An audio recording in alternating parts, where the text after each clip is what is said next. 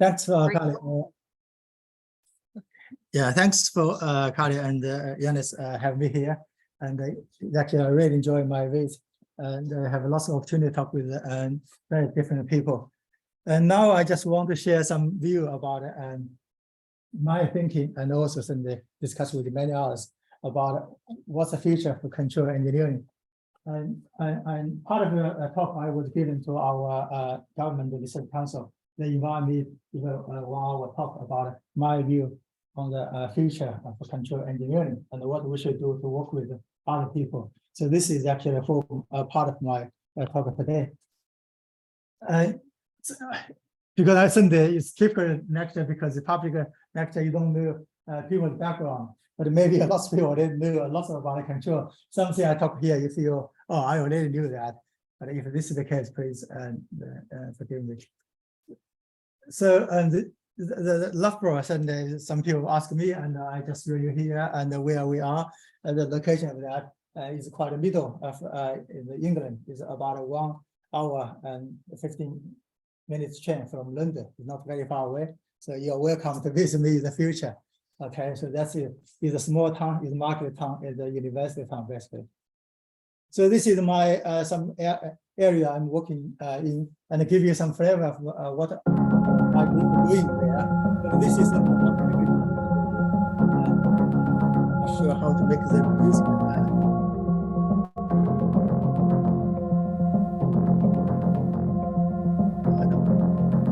So basically, we do lots of different things.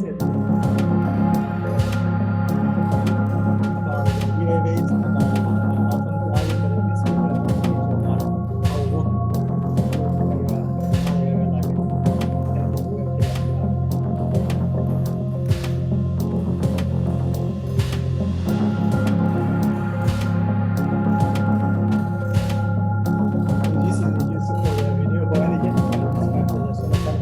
simple is that we have thermal camera on that. If there is any problem, we have taken the thermal signature. I will talk a little bit more about this work this lecture. For the infrastructure inspection.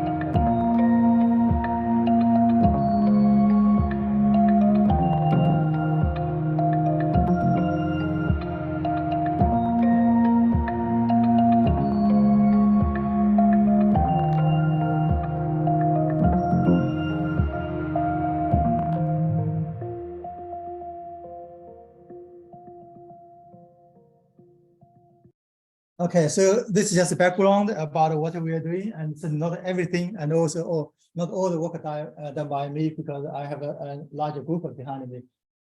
So let's talk about the high levels of automation, what this means, why we are interested in that. That's this is our campus, it's quite green. So when we talk about high levels of automation, it can mean different things. And those are some examples like the UAVs or the autonomous driving here, and agriculture and healthcare robots and many other things. And the society, the public have a strong interest in those areas. And so this is a video produced by one of my PhD students. Just talk about it, use this kind of technique for precision agriculture. So just an example about where those modern digital technology can be used to help society.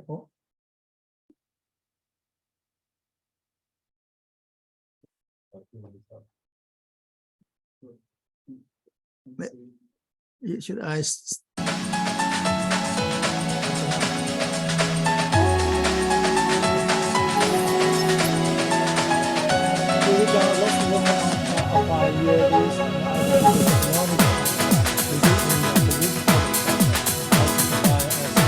The best we want to reduce the use of resources, the skill into the year.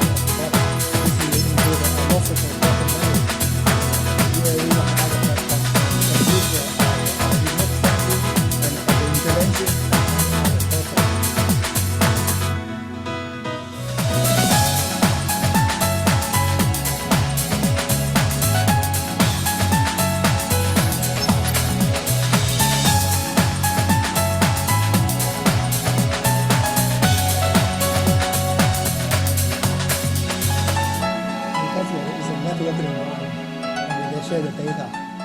communication, everything talk with each other.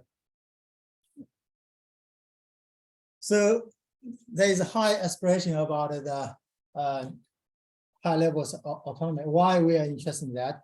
And certainly, one side is because the society needed that. We know automation already significantly increase our productivity. But in order to further increase our productivity, what can we do? We want to produce more by using less manpower. So automation certainly is one of the major solutions for that. And also, by doing this, you also can open many new business opportunities, like products and service. So that's the reason. There are some data or examples. If you talk about autonomous driving, many people maybe already heard of those figures.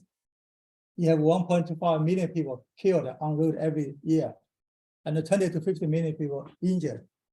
So if we are able to reduce by using this technology, reduce the accident, so it will hugely benefit society. Another is about aging society. That means two things. One is you short of labors. So this is why you need to increase productivity. Another is you need people to look after them. So you need the health care robot and other things. So now we talk about why we need a control theory. And this is something we are doing control. We need to say why we need that. And the people and very easily can argue without your control theory, we already have UAV operate. We have autonomous vehicles tested in many different places. We have robots already operate. Why we need your control? Because without that, we still can do the job. So this is the big argue, how to convince people that control have a strong space here. And if we're looking at because you have very many different types of autonomous systems, and like UAVs, drones, or robots, and they have different maybe functions, different. If we try to abstract that, what are the common things behind them? And then you can see there is some key elements, like our typical control system should always there.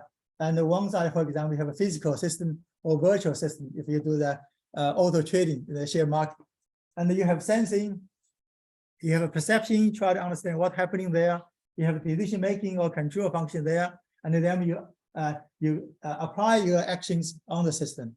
And also you have operation environment, and sometimes you also care about human operate. So you have all those key elements. And we have a lot of research in those areas like perception, decision making, and many other areas. But now we should not forget those things are work together. They interact with each other, and they talk with each other, interplay with each other. So how to understand when they come to work together, their performance, their contribution to the overall risk or the error.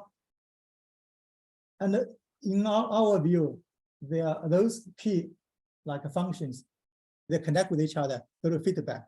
Why the feedback is so essential? Because you think about it, in any scenario, if you do the autonomous driving or the robot, without sensing to check the outcome of your action, try to compare with what you want to achieve, you couldn't do anything. So you need the feedback, try to compare what you want to do, what you observed with what you expected. And also in this kind of system, the model is not perfect. You couldn't have 100% accurate model and information. And the feedback is the best way try to cope with uncertainty or disturbance. So this is why feedback is so essential here. But the problem now is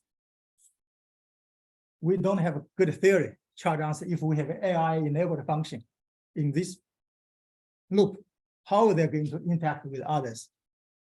So this is what I'm going to talk about is the control theory, why you need and what's happened. So in order to further talk about it, why we need a control theory, we need to go back to history. Lots of people certainly know the story. When James Watt invented the steam engine, and one of the major contributions is he developed a flyable governor, which is try to regulate the speed of the engine. So basically, when the speed of fly and the faster and the ball move up, and then you close the valve a little bit, you have less steam come out. You use this try to regulate the engine speed. It's before the James Watt. There are many different types of steam engines developed in various places, but this one is quite successful because you're using steam engine to driving the textile machines and others. If speed not even, you will cause a lot of damage and also poor quality in the product. But however, it was observed there is a hunting oscillation. What it means, sometimes you can observe this kind of continuous persistent oscillation in some operation condition. No one understands why, but you can argue James Watt developed maybe one of the first kind of control system there without knowing what really happened. But then is actually, people also know that James Maxwell is the same people who developed it. He started looking into the problem, and he found this is because the instability caused by feedback and he reduced to the fourth order dynamics, try to understand what really happened. So this is why you have a theory, try to understand what really happened in the James Watt's steam engine. So you should realize the time, and it's about a half century afterwards. So this is what maybe I try to argue in the control area. Maybe many times you have control system before you have a theory there, try to understand that. Then suddenly, because we develop theory, we can using theory to guidance our design, we keep improve our control design. Then we have a more and more powerful control system. And also because of theory, we are able to put the mechanical, electrical, chemical engineering system in the same framework, try to understand that. But if we look at what we have now, it's the same as what we have in maybe 2 centuries ago. And we, people working on the UAVs, you basically put different components of UAVs together and you fly test it. And if it works, that's good. If not work, you make some changes to some key component, fly again. And also people working on the autonomous driving, that repeat a similar kind of process. You don't have a fundamental theory to underpin the whole design process. And each of the area have a specialist working on their own problem, try to solve their own solution with their own solution.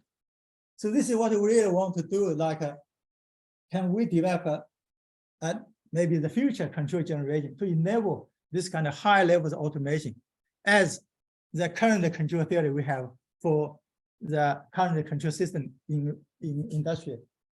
So this is we think that we need to work in this area. But the problem is, as we highlight, it's so difficult, it's so complicated, because they have many very complicated building blocks there, which are maybe enabled by AI and many other advanced functions or decision-making theory or data science. But how can we do that? So I just using another example, try to illustrate why and the understanding of the interplay between the different components is so important, but also quite often ignored by people now operating this area. The example I emphasize, and many people working in MPC maybe feel quite familiar with. But however, when I giving this example to many other people outside, they found quite a surprise. So let's think about a typical scenario, and we talk about it. We have 2 levels. You have low-level vehicles, try to control, you try to follow a reference, and then high level, you try to do trajectory planning. You planning path for the low level to follow. Okay, so then you can write this kind of typical our control diagram. You have a goal, what you want to do or want to drive into. You do the path planning, provide reference to the low-level control to follow.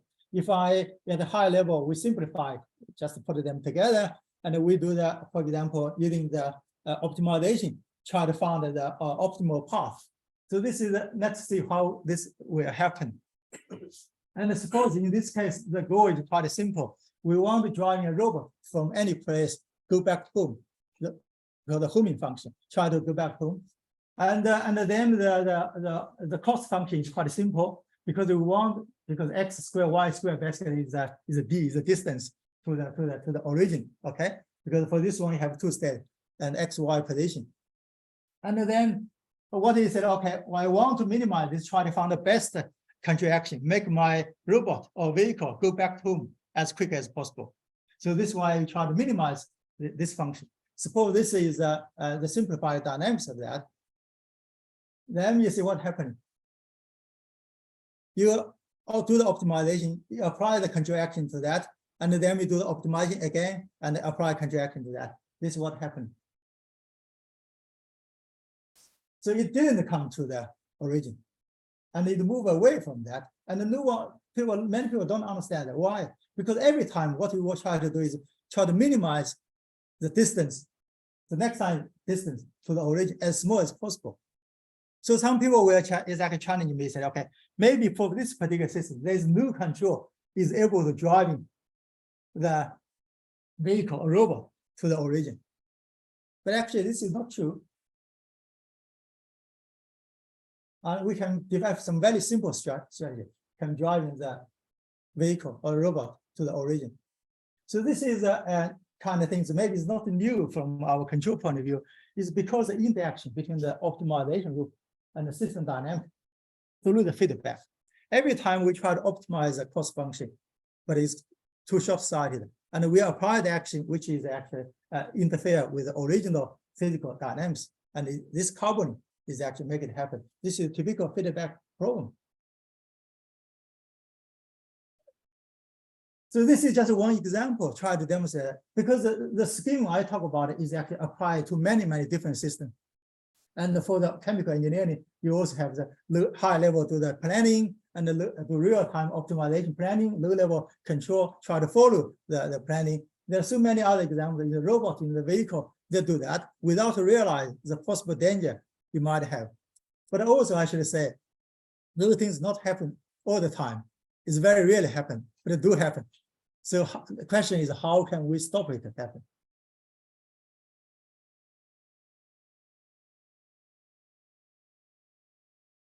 So the lessons learned from this very simple example, what I try to highlight is that there is intercoupling between the different components here at high level. And you not just take the deviation information from that, but also when you apply control action, it will interact with the environment, which will change your perception and change your action again. So there is a continued evolvement of feedback loop there. And particularly, this is a very simple system, and there is no issue about optimization. The goal is also very simple. You can easily find a solution. If you think about a very complicated system with a complicated goal, and then what is good, and with sensor noise, what is going to happen? And I'm particularly interested in this example is because I mentioned that a lot of functions like decision making or perception are based on the AI, and lots of the AI algorithm is actually based on the optimization. Okay, so if you someone I cited here, the virtual or supervised machine learning algorithm boiled down to solve optimization problem. So this nothing means the optimization process is actually hidden behind all those functions.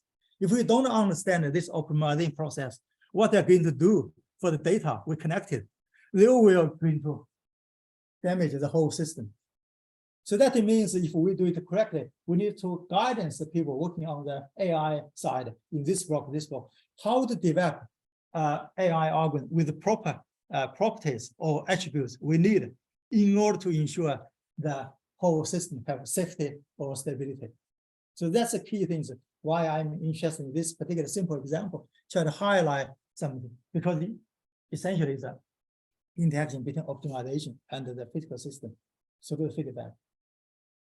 There are certainly many solutions, particularly people working on the MPC area know that. And because I'm looking now from a new, fresh point of view to try to understand that. And 20 years ago, I was also working on the stability of MPC.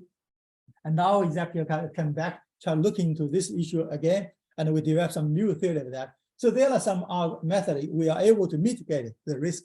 But the challenge now is, can we bring these ideas to machine learning community? Try to make sure if this is an algorithm developed based on some machine learning, how we can change the cost function or add some constraints to the machine learning optimization process, we are able to ensure the stability or safety of the whole system. So this is a big question. I will not talk about this because short of time, and then we'll put the high level ideas. I'm thinking we need to shift the control design from traditionally, I say, the how to perform a task by giving the reference or command to the control system they follow it, to the high level things like what we want to achieve, and then let the system to figure out what is the best way to do it. And by doing this, we can develop some, we call that goal-oriented behavior. This is the typical the features of high level of autonomy.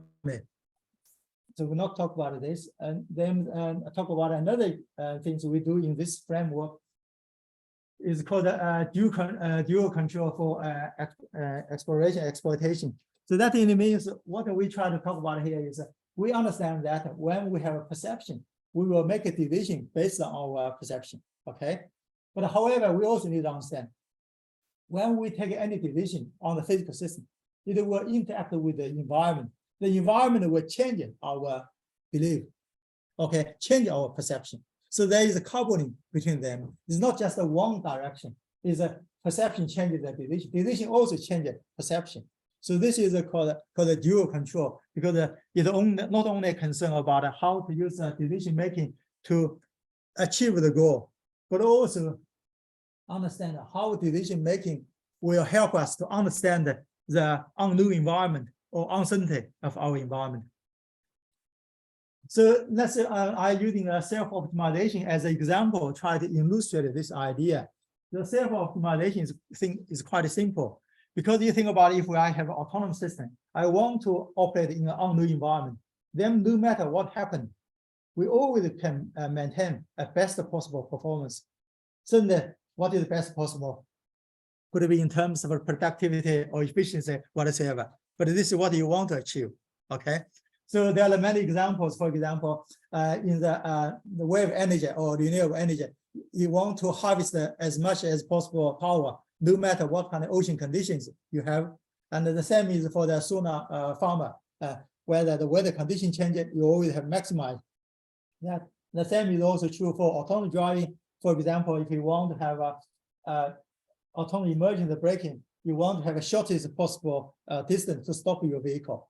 Somehow like you want to have a maximum friction, no matter what kind of surface of the road you have, okay? So this is the example. You have so many like this, but then how to do it? This is a little bit math, but good things here. I think most people have control background. I'm not fed up with you. So basically the idea is quite simple here, because we want to drive our system to the optimal operating condition, okay, X star. And if X star is known, which is a classical control problem, regulation, try to control system to optimal. But the problem now is we don't know where is X star is unknown, because it changes with operation environment. Okay, now the best thing we can do is we connect all the data from beginning to now, every time input, output, and we put them as a state, information state. And based on that, we said, okay, based on all the data, we estimate or try to learn where is the optimal operating condition. So you condition upon all the data we connected so far. So this is a typical approach. But what we do now is one more step ahead. We say we not only condition on all the data we have so far, but also we condition on the data in the future. Okay, so that means we also add this just one step. You can have multiple steps. I use one step to explain the concept. Okay, so you have the future. If you say, if I do apply this control, what kind of measurement I would have? With this measurement, how much will be to change my belief or my learning of the parameters? Okay, so you have, and then we can quickly derive this into these two forms. So basically, I can use this try to explain the idea. For example, if I'm interested, this is an optimal operating condition, I believe, all those dots, because I don't know where it is, this I believe. And I choose the center or middle as my nominal estimation of the optimal condition. So that the first term means I want to drive my system to the nominal estimation of optimal.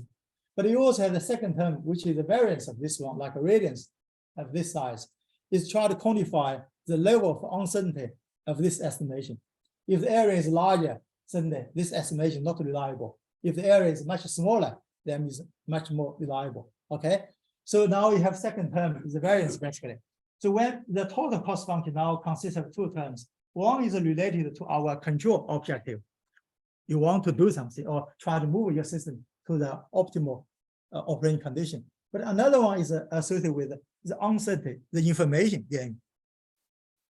So when we try to optimize this cost function with any control, potential control, and then you get a good balance between the exploitation and exploration. And at the beginning, this term is much higher because you have a higher level of uncertainty.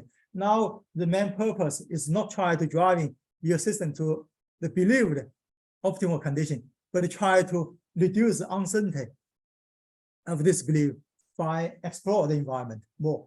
And with the time goes, the uncertainty reduces, this term will be getting larger, and you're driving your system to your believed or estimated optimal condition. So this is the concept of due control. We work, this is the idea. And also, and the diagram like this, you have a perception loop, try to understand what's happening and estimate based on the data. And then you fit this into your decision making. But one of the most important things in the decision making, we also need to do inference or estimation, because for each potential control action, we want to understand its influence on the belief, on the uncertainty of our estimation. So we have this loop, and I will use the example, try to show you how to make it happen. So this is a system we developed, and for the autonomous search of airborne release sources, and they have many applications. The release could be accident happen or deliberately released or naturally happen. And the polar bears, and they use this to find the food. And the more in the big forest, if they try to find the females to mate, and they need to using the smells from the female, try to follow it. So this is have lots of examples. But on the application side, I have lots of application on the environment protection, try to find the pollution sources or some other chemical release, methane, for example. One of my PhD working on that. Try to, so there are many applications. We can using the principle we just discussed, try to develop a system to solve this. Essentially, you can expand this as a control problem. Okay. So basically, what you want to do is you want, if this is the source, if you robot any place in this area, so you want to drive your robot to a source. So this is the control. We want to control robot to a source. But the problem is you don't do the source. Okay. And also you don't have a reference to follow. You don't have a reference trajectory to follow. So how to do it? So what you need to do is every step, you take the measurements. Based on the measurements, you need to learn the environment and say, okay, how likely the source could it be? And then we decide where you should move in order to maximize the chance for you to find the source. You move it. And then we take the data again, you update your belief. So this is the typical coupling between the learning of perception and the control. And they are both interact with each other. So this is what we did using the dual control concept, and it works very well. And you can see some examples where we did the algorithm. We put the algorithm on the robot. We run it, and you can see that all those purples are initial belief of where the source could be.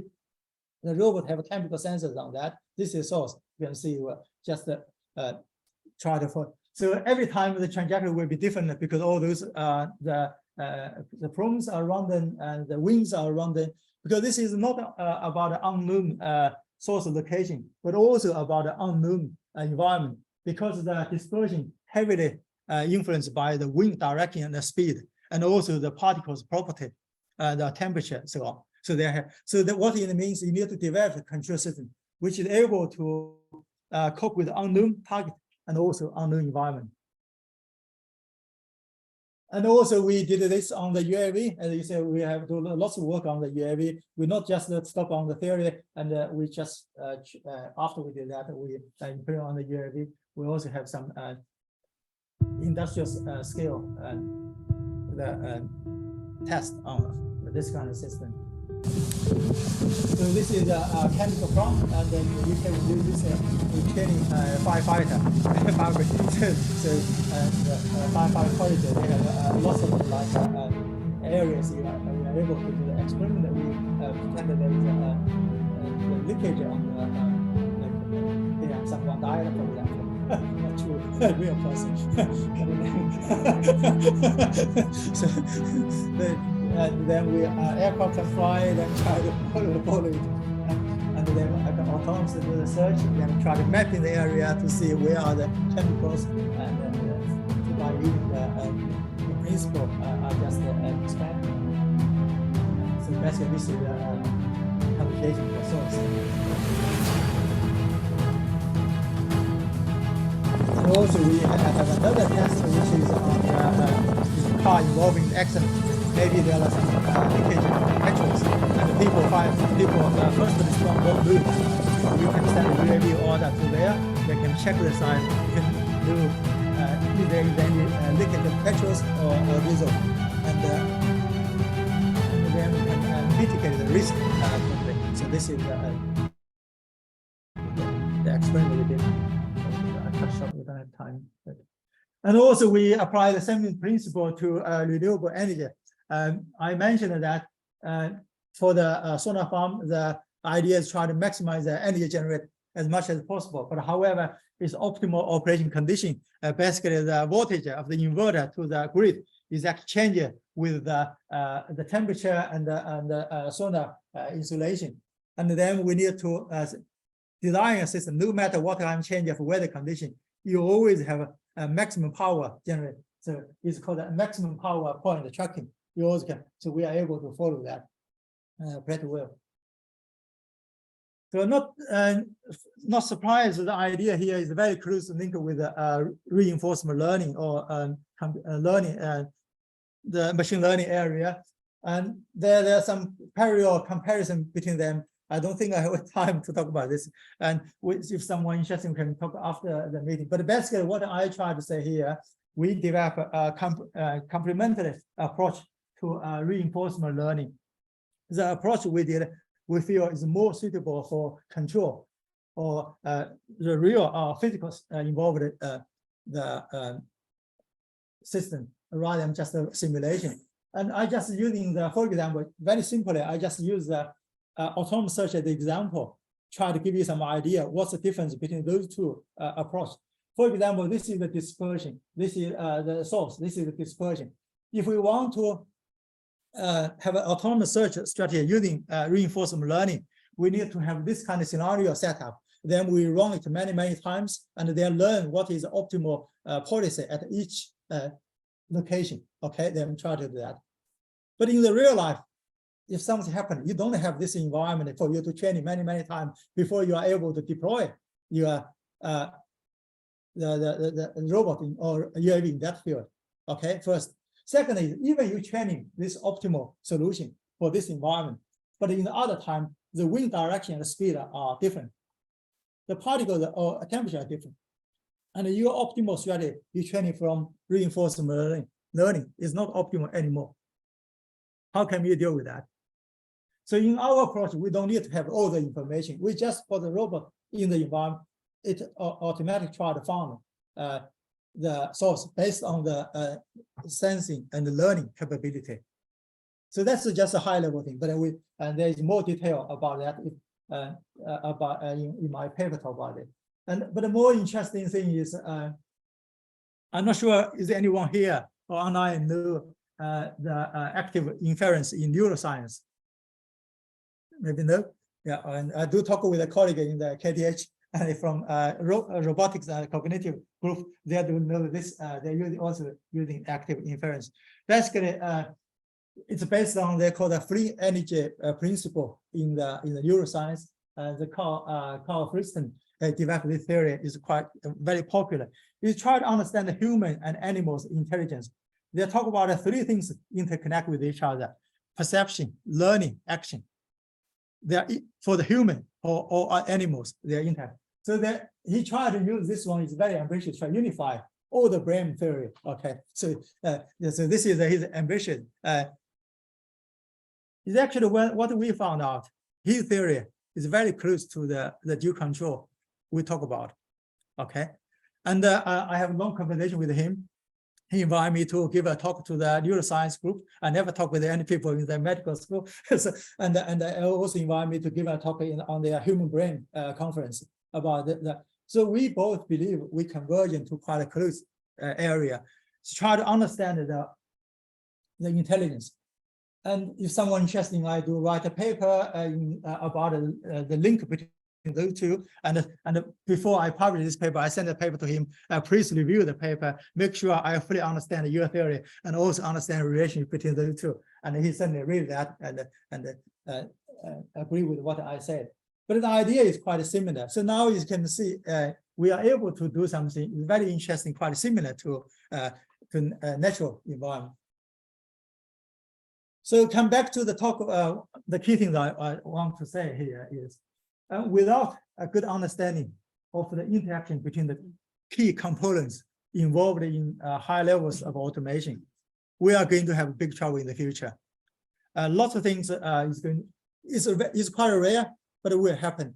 Just like the example that I show you. And lots of time when you combine optimization with this, like a control or the dynamics together, is okay. But you do have the chance you will have big trouble. So there are typical examples. So for example, many people maybe heard of that is the stock market crash in the